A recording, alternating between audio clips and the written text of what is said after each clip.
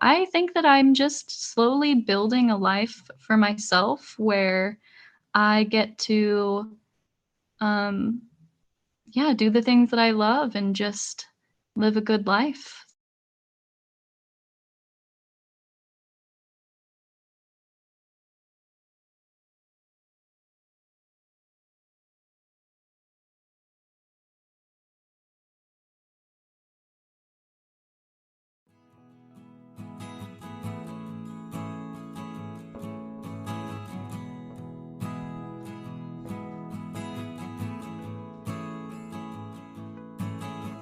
Hello, Healing Trauma Mamas listeners.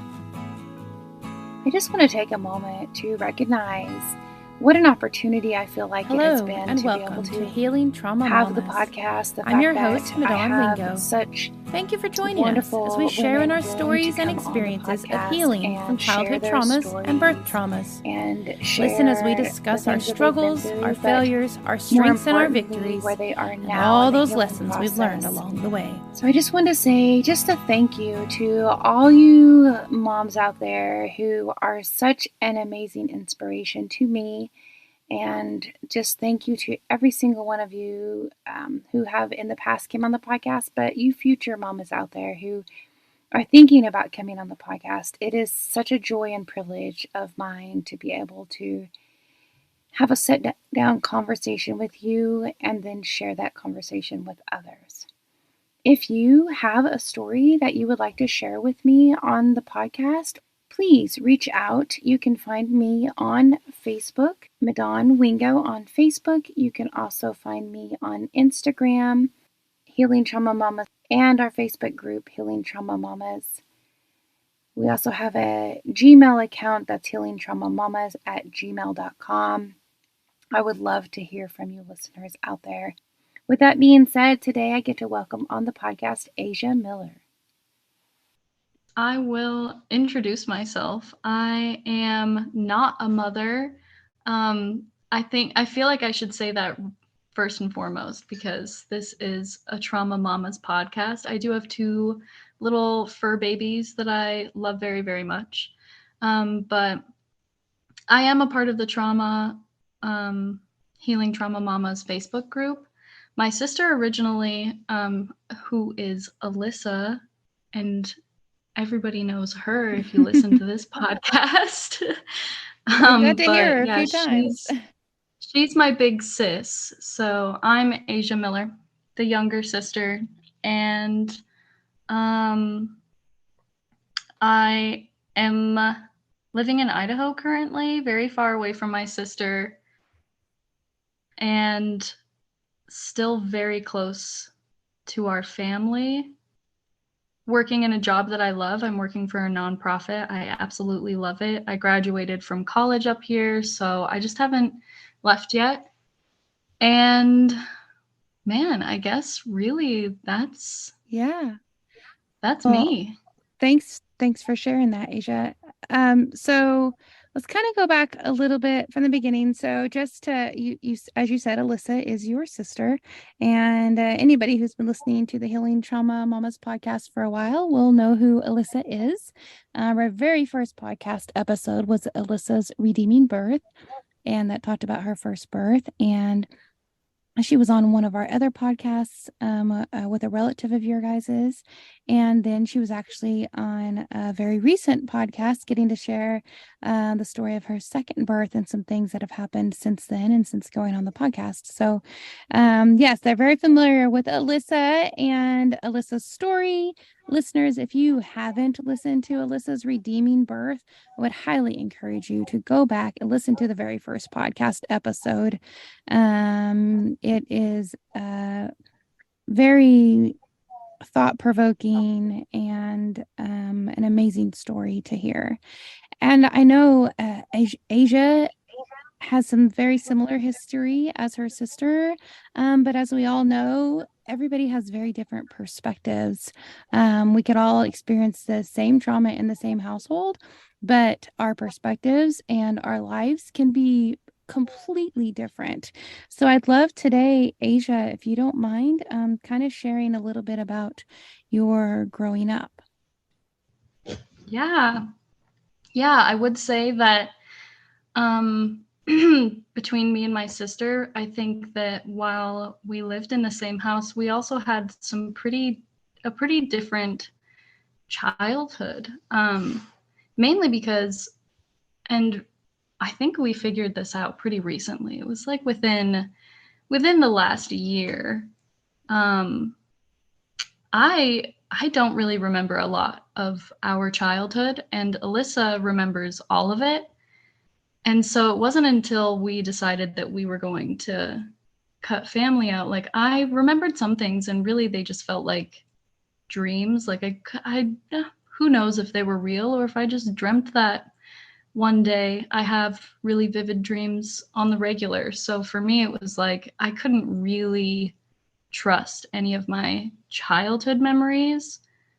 But when we decided to cut some family out, that's when I talked to my sister and really confirmed some things about our childhood. So, Well, those who have heard my story know that I know exactly what you're talking about.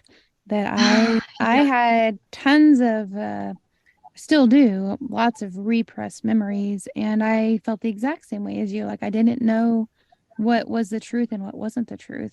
I couldn't trust when I would have a vivid dream or more like a daydream sometimes.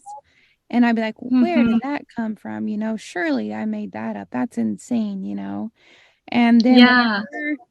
when you talk to somebody who was there and you're like, hey, like, so this is weird. I know, but this is what I would, and then they confirm it, you're like mind blown.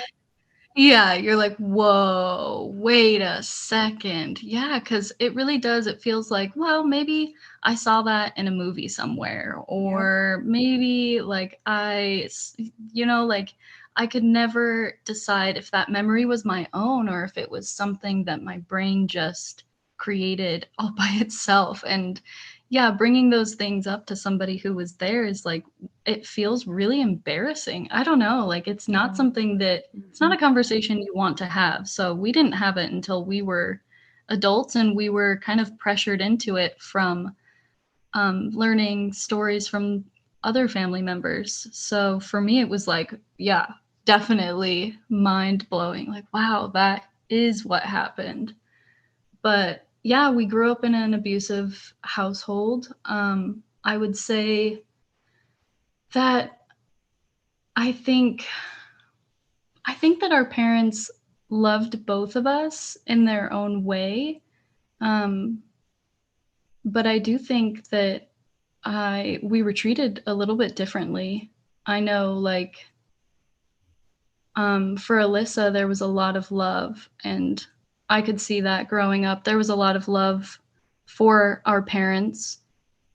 But for me, there was a lot of fear and anger for our parents Mhm. because of the difference in the way that we were treated. I remember Alyssa Like, talking about that yeah, you were treated so differently than she was. yeah, yeah. Which for us growing up, it was normal. I don't think I really recognized just how. Uh, I hate to say the word bad, but I guess bad it was until I grew up and we were adults and we started putting things into perspective, and we started um, looking at the kids in our own lives and seeing ourselves in them in a way, and understanding that we would never treat the children in our lives that way. But Yeah, do you mind giving us an example? yeah, like, well, our father sexually abused us for of I don't really know when it started. I just know it ended when we were 12. When I was 12 and I let a trusted adult in my life know. But he also was physically abusive. He was emotionally abusive to our mother. We saw a lot of violence, the way that he treated our animals, the way that he treated our mother. He was a pretty violent person, especially when he was angry. And then our our mother worked a lot of graveyard shifts, so he had a lot of opportunities to just be alone with us. And he also did a lot of drugs, and he would, like box us up in rooms and do drugs and give us things. And honestly, I don't remember a ton of it, but my mom, she was abusive in a different way. She was obviously neglectful. She knew about a lot of the abuse that was happening in the home and just didn't was not actionable on any of that. And she was just kind of a bully. I'd say she bullied both me and my sister, but she bullied me a lot. And I think that was the main difference in our childhood. Is like, my mom told me one time that she just had me so that Alyssa could have a playmate. She was not interested in really like knowing me. She was just interested in having me for my sister. So like, go hang out with your sister because that's your whole purpose. Wow. She, like, one time she took photos of me while I was sleeping and then showed them to me the next day and was making fun of me because my eyes were slightly open, and she was saying that I was a demon child because the photos were like not really taking on the camera, and all of these like subtle but not so subtle ways of just bullying your child. Wow. Is really the best way I can put it. I don't remember a lot of like the drug use with my dad, and I don't remember a lot of the abuse with my dad. So a lot of that stuff Well, that is a was blessing really, in a lot of ways. yeah, a lot of that stuff was really told to me by my sister. I mean, I have like these flashes of memory, and I've done 5 years or about 5 years of EMDR therapy. And so sometimes I'll have dreams where these memories just pop up, or they'll just come in the daytime, or something will trigger the memory. So sometimes, but it never feels like a memory. It always feels like this random thought or dream. So it never feels like it's actually real, um, until you confirm it with somebody else where you're like, oh, I I think that's see. because our brain tries to stay disconnected from it. Yeah. Everything that I've studied on trauma, and I've read quite a few different books and lots of different studies regarding trauma, but some, our brain is amazing in what it does to protect us. So repressed memories are really your brain trying to protect you. They generally happen for people who, when something happened when they were young or in their childhood, because at the time they can't rationalize what's happening. And then later, if memories come back, you still stay detached from them a lot of times, because your brain is still staying disconnected from it because it's trying to actually make new pathways for that memory. And it's really interesting. Like, just the science of it is so cool, like how God made our brain. Yeah. And what they do is just so amazing. But then when you get that confirmation from somebody who was there or a part or knew of the situation at the time, then when you get that, then it's just like your brain just goes, whoa, like it's real. And those paths Yeah. are formed, It's right? almost like, yeah. It's almost like your brain instantly rationalizes it in a way like, Yes. oh, okay, this is a memory. I see. I Mm-hmm. see. And because before then you question yourself a lot, which is Yes. typical people with trauma anyways. But you question, like, was that a memory? Did I make that up? Was that a weird dream? Why did I just have that little flash? Lots of, Mhm. I always said it's like bits and pieces. Like, I have bits and pieces of this time period and bits and pieces of that time period, because there's not really any Yes. solid, stuff. Yeah. Yeah, and I'm a big dissociator. Just in general, I dissociate a lot, and I know I learned that from my childhood. I know I dissociated a lot with my father's abuse, and later, after my father went to jail, my uncle's abuse as well. I just would shut my brain off, and I wasn't there. And so a lot of those memories too of when I'm dissociated is like dreamlike as well. Like I know I was there, but I also don't really remember. Mm, And because I dissociate so much, I just kind of will do mhm, that naturally for different things. And mhm. so it's been, Which is very typical for people that have trauma. It's definitely one of the ways that they process and are able to function. Um, mhm, because that helps you disconnect on purpose. right. So Yeah. so growing up, so when you were 12, did you say he go to Mhm. prison then? Yep. When I was 12, I told a teacher of mine, and he went to prison. Had you tried to tell And anybody before then? yeah, we told our mom, and that nothing happened, and we continued to tell our mom, and continued to tell our mom, and nothing Because happened. usually that's a safe person for you to go talk to. I mean, Yeah, in general, you think I can trust my mom, and that's who I can right. absolutely go to. And I was big on her like listening, or like if somebody made a promise to me, like I was big on keeping that. So Mhm, she had told us that she had told me, I think she had told both of us that if he touched us again, that she would leave him.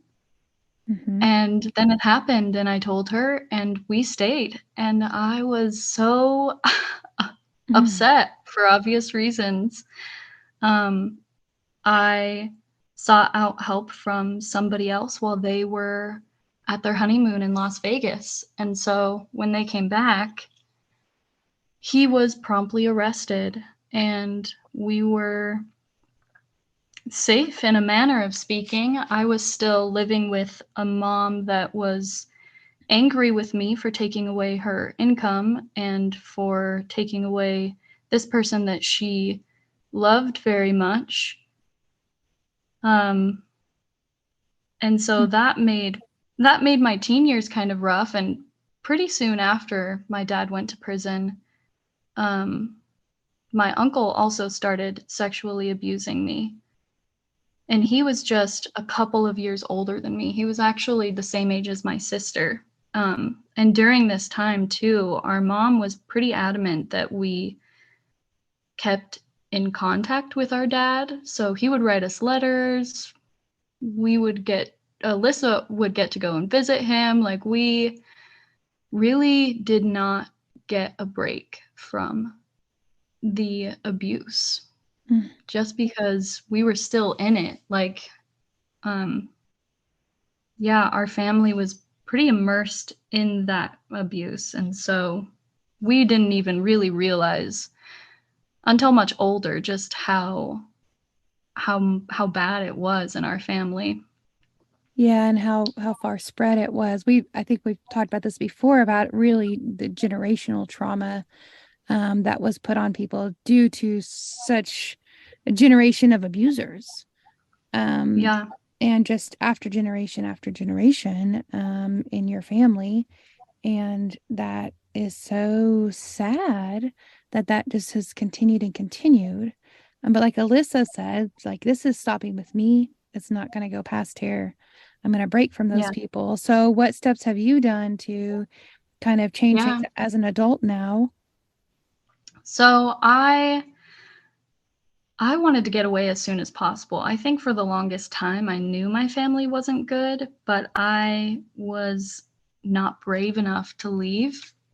And especially my sister, with how much love she had for our family, it was really hard for me to leave. And so um, it wasn't until like I was in college, away from the family, I had gotten my space, I'd gotten my own place, living with roommates, that I really started seeing, and with the help of my current partner. I mean, he did really open my eyes to how badly I was being treated by my mom, because for me that was just our relationship, It and I was knew it normal. wasn't great. Yeah, but it was normal. And so really he opened my eyes to a lot, and I started cutting before we learned about the rest of our family. Mm-hmm. And I had told my sister that I wasn't going to be, coming to the family gatherings, that I was planning on not being around and not participating anymore. And I know that made her really sad. And then, but she understood, and she was like, yeah, I mean, maybe that's something I do with you. And then we found out about all of the, um, not all, but some of the rest of the deeply threaded abuse in our family. And I convinced her, like, yeah, let's do it. This is the time. We we've got to get out of this. And both of us we knew exactly what we needed to do when we found out that information. There was just no question in our minds, really. Was that Um, information just how much further the abuse went that you weren't aware of? yeah, yeah, like other victims in our family, just opened our eyes to just how widespread it was, and how much we just kept everything quiet, like how willing everybody was to just pretend that that was normal, and how willing everybody was to not not talk about it and just let things go on. I mean, it just made us sick to know that we were a part of this kind of family. That's really hard when that's what you know as normal, because that's what you grew up with all the time. And then when your eyes are opened, like you said, your partner kind of opened your eyes to see, like, no, this isn't normal. This is not, Yeah. how a mom is supposed to treat her daughter. This is not how family is supposed to treat each other. Then that's kind of shocking to the system. Be like, wait a second, this is what I thought was normal, and we consider normal as healthy when it's not Mhm. necessarily. But it was this very unhealthy, abusive relationships that you still were staying in because you still had contact with those people. Yeah. Yeah, absolutely. Yeah, and for me, it was really hard to let go too. I still have my best friend from when I was in kindergarten. Like, I do not say goodbye to people Oh, very well at all. If I can, I'll hold on to you for the rest of my life. So for me, saying goodbye and cutting people off, like, I spoke to my abuser. Like, we spoke to our father for many, many years after he went to prison. We were encouraged to do so. mm, And I spoke to my uncle for many, many years after all of the family found out about the abuse as well, because it was just, for me, it was just so hard to let go of the good times, yeah. because of course with every single abuser there's good and bad times that you have with them, Mhm. and um the good just can't make up for all of the horrid, awful bad. And I just let it over and over. I let the good win, even if it was minuscule. I Which did is, not want to say goodbye. well, that's natural for us to try to grasp a hold of the good and stay, the positive things that you can see. And yeah, that's completely natural. And I'm sure that was one of the hardest things that you've done ever in your life, Oh yeah. to say Oh goodbye to yeah. them. Oh yeah, no, definitely. I mean, and that transitions into my relationships too, because I've had relationship after relationship that's just been abusive and ended in turmoil, and it's not been great. And so it's like my my relationships and my willingness to just let let somebody mistreat me Mm, and hold on to the small amount of good things that there might be, or a mhm. large amount, what there's always, different variations, but it's never done me good. Hello, Healing Trauma Mamas listeners. I wanted to pause the podcast just for a moment to let you know about the platform that I've been using to create this podcast, Anchor by Spotify. Anchor has been so easy for me to use. As you all know, I've said many times that I'm a very unlikely podcast host. In fact, I never thought I'd be on a podcast, let alone hosting one myself. But when my daughter showed me Anchor last spring, I realized how easy it was for me to be able to create content and upload it to many different platforms using Anchor. I'm so thankful I got started, and I'm extremely thankful it's completely free. So I think that every single person has something valuable to share with the world. You listening right now have something valuable to share. And all you have to do is download the Anchor app and start your own podcast today. Let me know when you do, and I look forward to listening to it. Okay, back to the podcast. So then, as an adult, how long has it been since you have cut out that family? It has been over a year now. We cut them out in 2021 in like June, around June. Yeah. Yeah, so you and Alyssa did this at the same time. We did. Yeah, that has to be helpful to be able to do it with your sister, and it makes it just slightly easier, although it was extremely hard. I'm sure. Yeah, definitely. It was really, really nice having my sister to talk about things and to lean on. I think that it would have been a lot harder had we had to do it separately. It was really, really nice having each other for that. I'm sure. I think it's neat to mention how, the day and age that we have with technology, how amazing it is. Because I know part of the things that you guys came to know and realize that was going on in your guys' family and extended family actually came from starting the Healing Trauma Mamas Facebook group.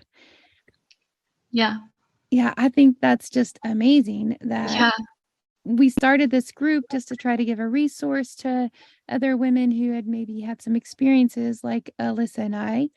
And it just brought all these different women together, and some of it ended up being related. And I just think it's amazing that we're able to do that, because everybody is living different places, and you're in Idaho, Alyssa's in Texas, and you have family like all over different places now.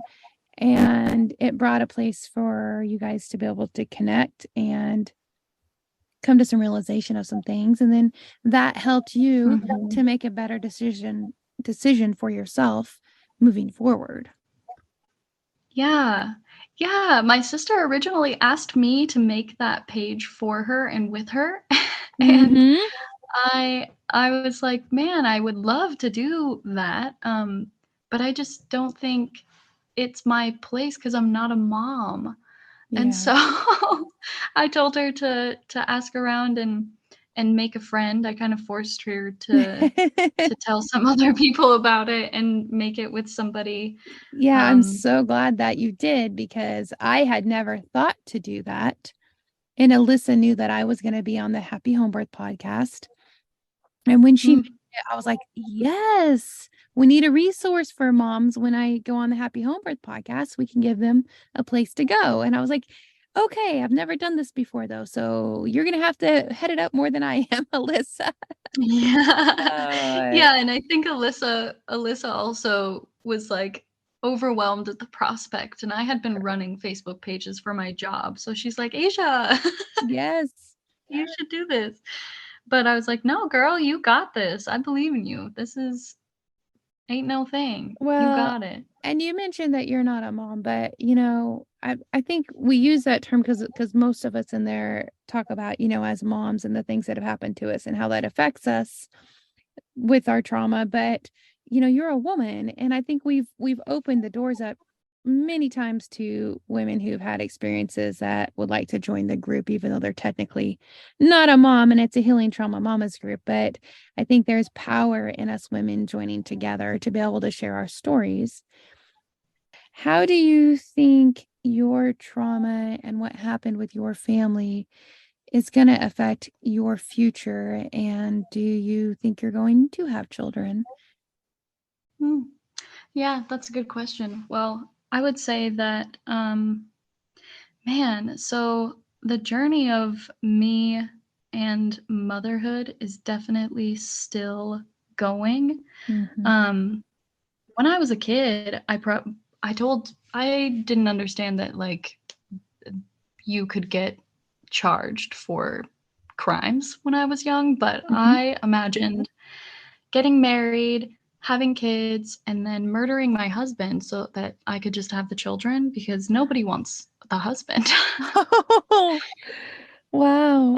And then I grew up and realized that that wasn't okay. So I thought, okay, well, I would love to adopt some kids. And that's really been like a dream of mine for a long time. I love it. I, yeah, I always thought that that would be a good path for me. And I've had some significant relationships with men that I thought I could settle down with and have kids with. But for me, I think the prospect of it has been really difficult just because number one, I get into these relationships that are abusive. I have had a miscarriage due to my abuse from my uncle.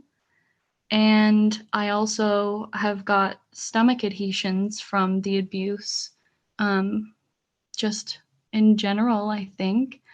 And stomach adhesions are basically just scar tissue, internal scar tissue that doesn't really know where to stop because it's not on your skin. And there's like barriers on your skin that tells that tissue where to stop. So internally, they don't have that barrier. So they're just trying to fill in the gaps everywhere possible. So it'll stick my organs together and basically just makes a lot of things really uncomfortable, and that can include intercourse. And so for me, like I've really avoided intercourse in my relationships. It just didn't really happen. I did not touch hands. I did not hug. I really, really avoided any kind of physical contact in my relationships. It just made me uncomfortable. I didn't like it. Sure, And there's a so, psychological side to that too, besides the actual physical touch aspect. yeah, for sure. For sure. And so that overcoming that has been a big challenge for me because my last relationship, um, that was the only partner that I'd had that made me feel comfortable enough to have that type of relationship on a more regular basis. And I ended up getting pregnant with that my last partner, and he did not want a child. He was not interested in that, and I was terrified of the prospect, so we got an abortion. And then that relationship ended up being really abusive, so I'm grateful that that was our decision because it would have been terrifying to raise a child with that man. So now I'm out of that relationship, and I'm kind of at this point where I'm learning that I can have autonomy on my body, that I can be comfortable in these types of relationships, but I'm still very protective of my peace in that way. As you And should be. yeah. It's So hard a lot of times, especially for somebody who saw such a distorted marriage relationship between a husband and wife, to even think that could that it's possible to have a very different type of relationship. I know it's because that was your normal growing up, right? yeah. And you don't want that as your normal. for sure. You want and you deserve much better than that. So I know there are times when it's just difficult things come up, and we have all these challenges that we've been faced with, and I'm sure are still going to be many more to come. And it's just making those Mm. daily decisions that we're going to do better than before, than in the past, Yeah. than what we were taught, and even than what, like, I know I've made like so many mistakes even in my adulthood, still letting the family be, connected, and still being involved with them, and that I feel like that was a big mistake, because that changed me, where I couldn't ever be the real me, because I was always guarded because of those relationships. I don't know if you've had anything like that, but Yeah. I'm sure where it's Oh, been yeah.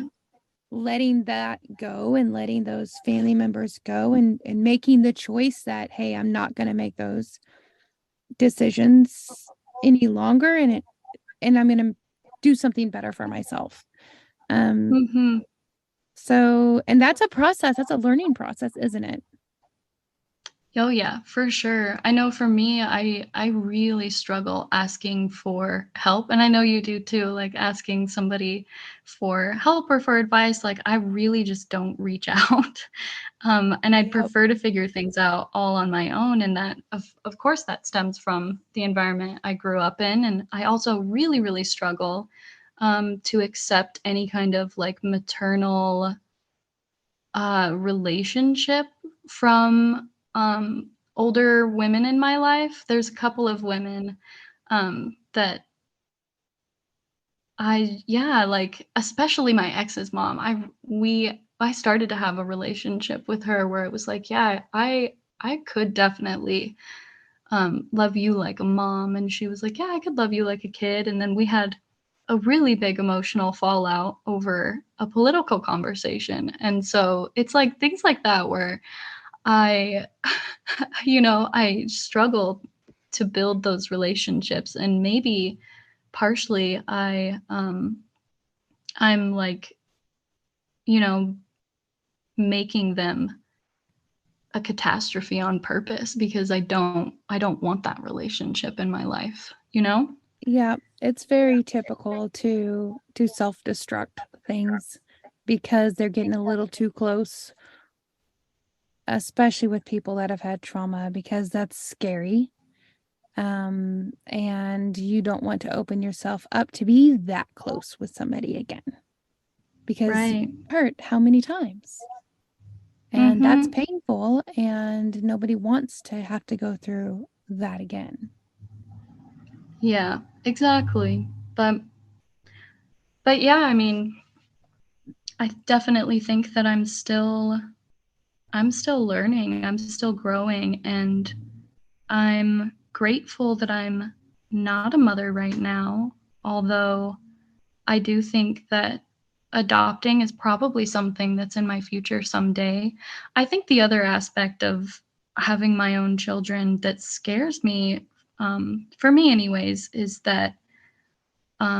just their features. Is just the fact that our features, our family, and their faces get passed down. And I have a lot of body dysmorphia because I grew up being told that I was just like my dad. Just like my Mm. dad, and even some of my ex-partners have really hurt me and hit me where it hurt most by telling me that I was just like my dad. And Oof. so I have really struggled with some body dysmorphia because all of the folks that I've been told that I look like are folks that have hurt me in some really awful ways. And so when I look at myself in the mirror, I don't often see myself. I'm seeing everyone else. And I struggle with that a lot.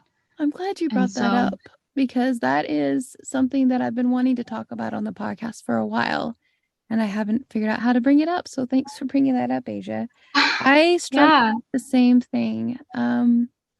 I look just like my biological mom. And even so much Mm. like I have a tooth that's missing towards the front. You've seen me in person. Mm. I don't smile big in pictures because of that tooth missing. And every time I see myself in the mirror, if I smile and show that, I see my biological mom, and it makes me so Mm. mad. And Yeah. and I just am so frustrated that it hurts my heart that I would be that mad about it, but it also is like, why do I have to look so much like her? Yeah, like like I want to like me for me and I want to see me, but every time I look in the mirror and I see them, I'm just angry that like Yeah. I have to walk around with them. Yeah. Well, the And Lord's it been is a showing me a lot struggle. about that though lately because I keep thinking like, I also look like other people too though.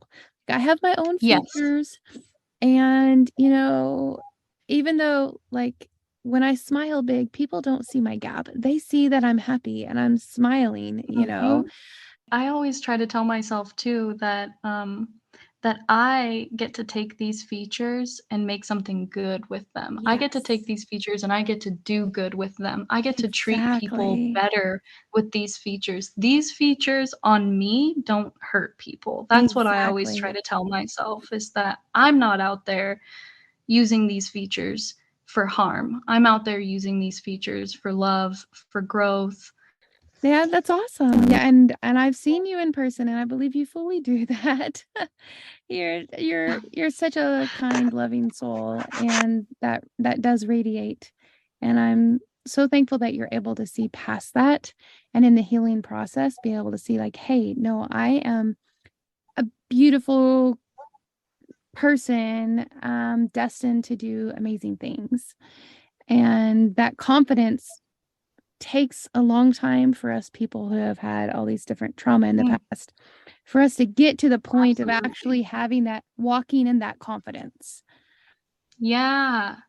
Yeah. So I think there could be a day where I would be ready for such things, like having my own biological child, for example.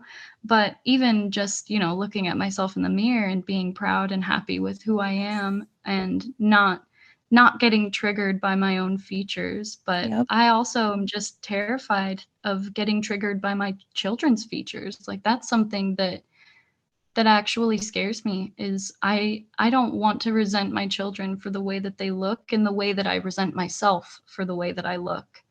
I don't want that would be so awful. But you don't So, have to I mean, continue resenting yourself, though. You can continue growing and yeah, love yourself. And I think that's what you would do with your own children. But if you recognize that, knowing that, hey, there are so many children that need to be adopted right now, that might be an amazing opportunity for you. exactly. And Yeah. most of the times, children who are in the adoption process have had their own traumas, have had things that have happened with them, even if they're a baby and they're just, you know, were given up for adoption. That's still traumatic Mhm. system to be taken away from their biological mother, and you have the opportunity to help heal with them. Yeah, absolutely. So I love that that's what you're looking at. I think that's amazing. Thanks, Madonna. Yeah. Everybody's got their own path and For sure. I love having my nieces and nephews. I love watching everybody, have their little babies, and it's such an amazing journey, really. And it's there's a lot of growth that happens from having kiddos. So I That's do. I true. love I love kiddos. I work with them. I still work with them. I get to do volunteer coordination with folks that work in elementary schools. So I get to visit the elementary schools and I yeah, I still have a lot of interactions with kids, so that's That's always been wonderful. fun. That's great.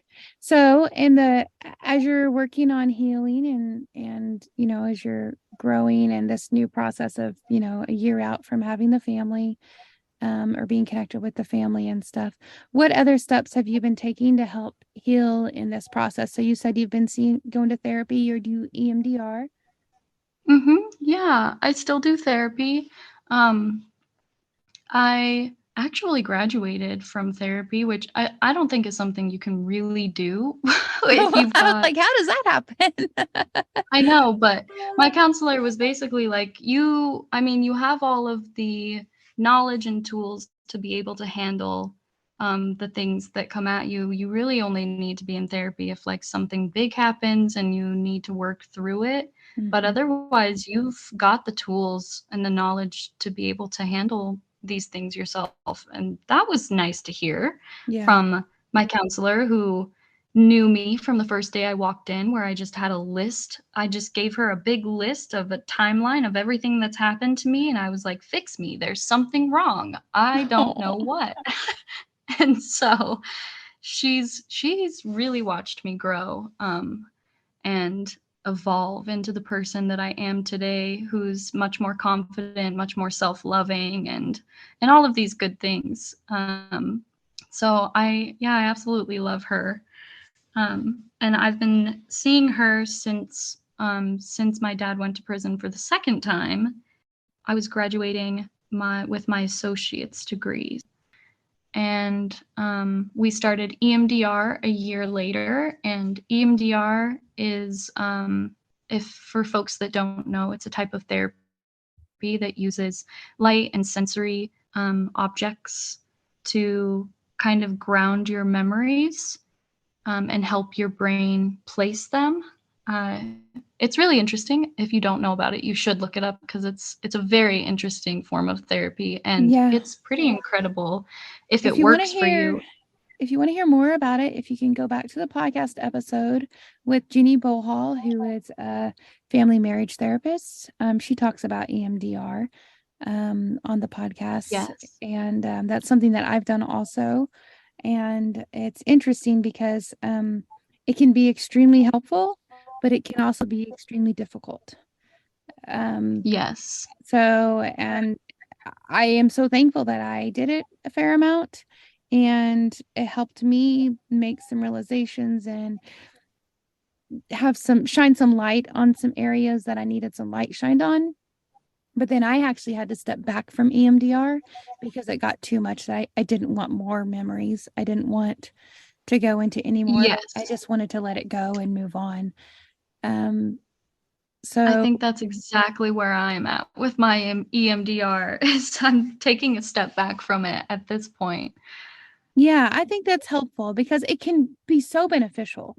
I really am thankful that I did it for a while there and was able to dig deeper into some memories that I had, and then some memories that I didn't have that I gained back, and they made some connections for me, which was really good. I needed those connections. But there comes to a point sometimes where it's just I don't need to relive. I don't need new horrible memories. I need to be able to heal and move on from those and not stay in the past, because I don't have to Yeah. remember all the terrible things that happened to me in order to be able to get over them and heal from them. It Yeah, doesn't have to absolutely. happen. Yeah, So, because it really does. It's great for the moments that you do remember, to be able to place them and to not get triggered by so many different things. It mhm. really does. It's life changing, but at the same Yes, time, it opens the floodgates for it all these does. other memories that you might not have even known were there. And so it's kind of a double-edged sword in that way. It Because yeah, it is. does help, but it also gives you a lot more things to process. Yep. Yep, that's So, exactly what's happened with me with it. So I'm very thankful for it, but I also I guess just having discernment, knowing, hey, when okay, that's I need to stop with that now.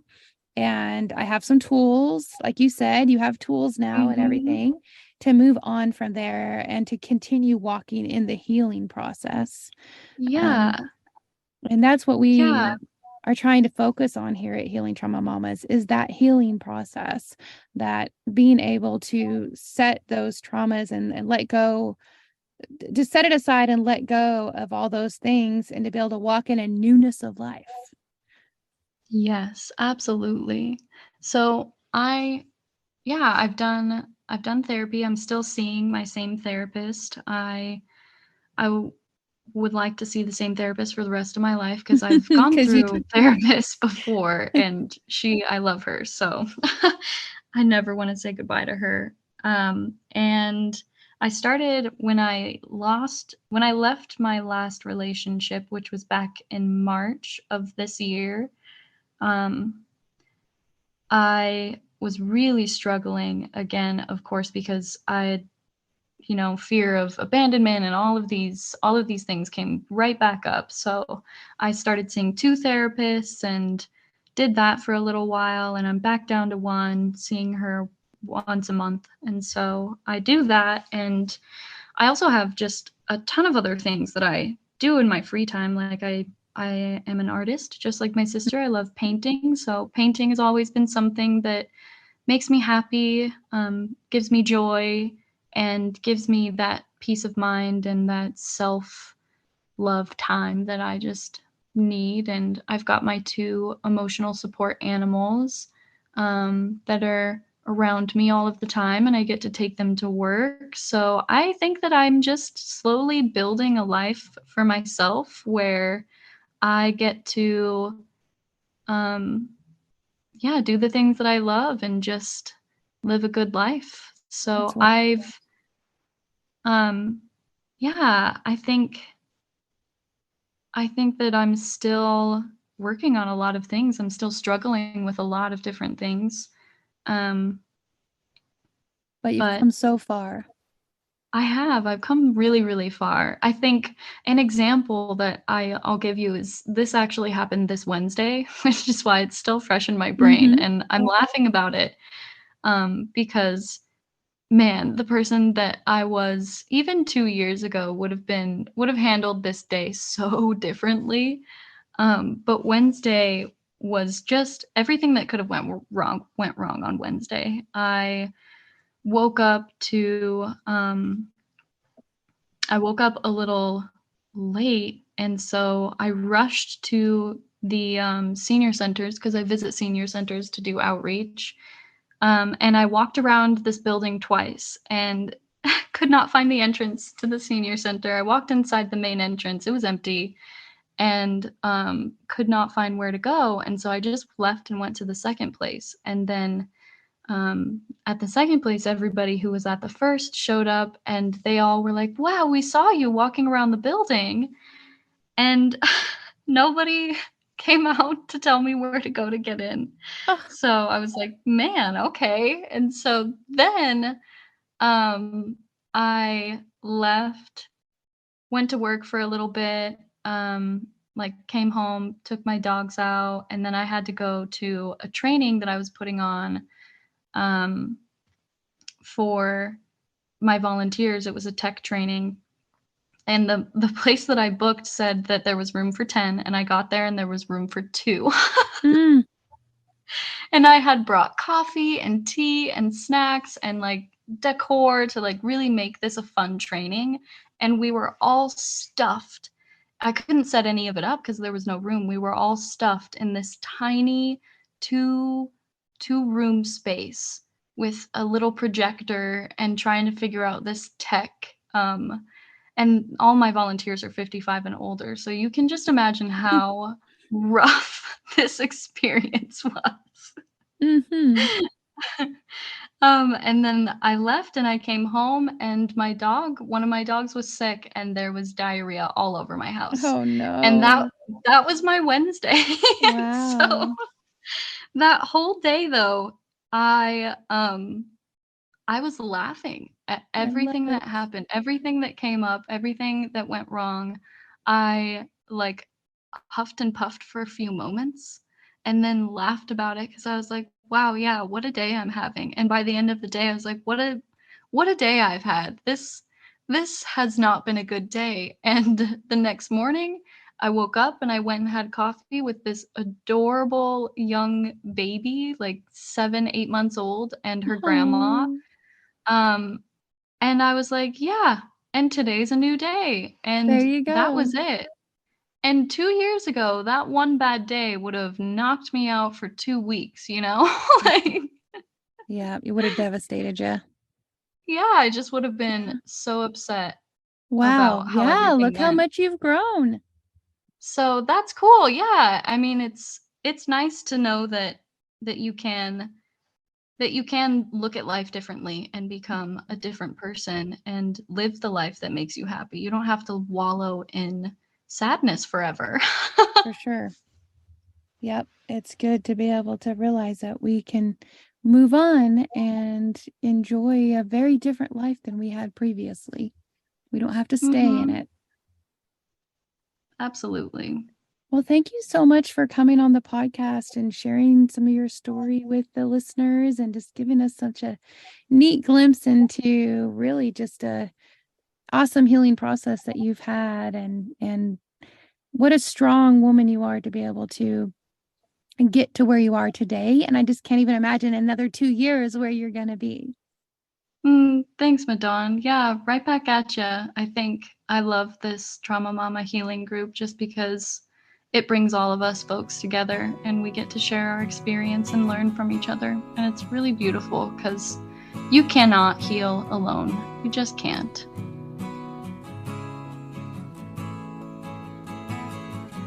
Thank you for listening. May you be encouraged and strengthened by what you've heard today. Remember, you are dearly loved by your Creator, so be who He created you to be. May you go in peace, friends. Till next time, Shalom.